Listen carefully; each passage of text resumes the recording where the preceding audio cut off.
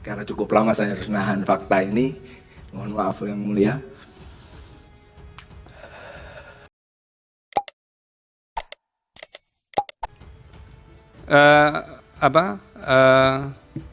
Saksi? Baik, terima kasih yang mulia. Baik, saya mohon maaf kalau mungkin ada yang tertinggal, nanti bisa kalau diizinkan bisa yang bersangkutan untuk menanyakan kembali.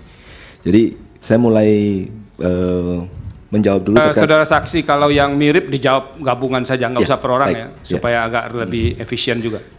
Baik, jadi ketika tadi ditanyakan terkait dengan penanyaan bahwa apa sih yang membedakan Situng Sirekap 2020, Sirekap 2024. Jadi di Situng tadi sudah disampaikan bahwa yang menginput itu adalah pertama, jadi para KPPS itu harus melakukan salinan sejumlah saksi.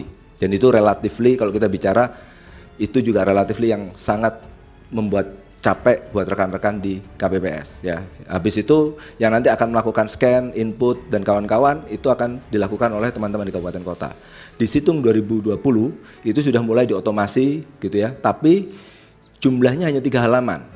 Beda dengan Situng 2024 yang satu TPS-nya jumlahnya 75 halaman. Jumlah TPS yang terlibat saya kurang hafal 200 atau Sirekap 2020 Pak. 270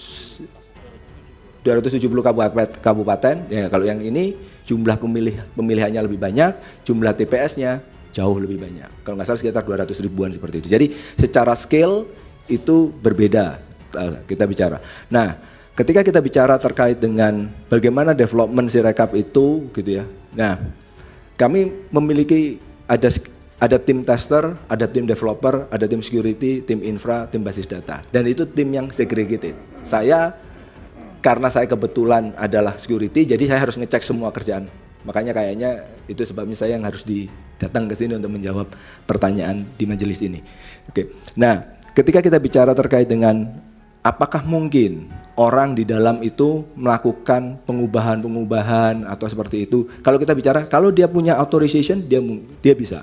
Tapi itu sebabnya kalau di kasus yang Lampung tadi, itu kita bisa tahu itu siapa yang melakukan, jam berapa dia melakukannya, IP-nya berapa, kita semua catat. Karena di dalam security itu ada 2 pendekatan. Yang pertama kita mencegah kejahatan atau kita mencatat kejahatan. Karena orang kan kalau kita bisa mendeteksi, oh ini penjahat, ini orang baik, nah kita lakukan pencegahan. Tapi kan bisa saja orang yang kita deteksi sebagai orang baik, ternyata lambat laun dia melakukan kejahatan. Belum tentu orangnya, tapi bisa saja perangkatnya disusupi oleh malware. Itu. Jadi kami melakukan pengetesan dengan tim yang terpisah, dan masing-masing tim bertanggung jawab atas hasilnya dan ada cross check dan kawan-kawan. Nah, ketika kita bicara, tadi ada pertanyaan gitu ya, apakah memang benar bahwa kami itu sudah merasa paling benar? Tidak ada yang sempurna di bawah langit ini, dan itu yang saya pahami dan semua rekan-rekan kami. Apakah kami sudah diaudit? Sudah, kami diaudit. Bisa dipakai. Ada 2 lembaga yang melakukan audit, BRIN telah melakukan audit, dan BSSN telah melakukan technical assessment. Karena cukup lama saya harus nahan fakta ini, mohon maaf yang mulia.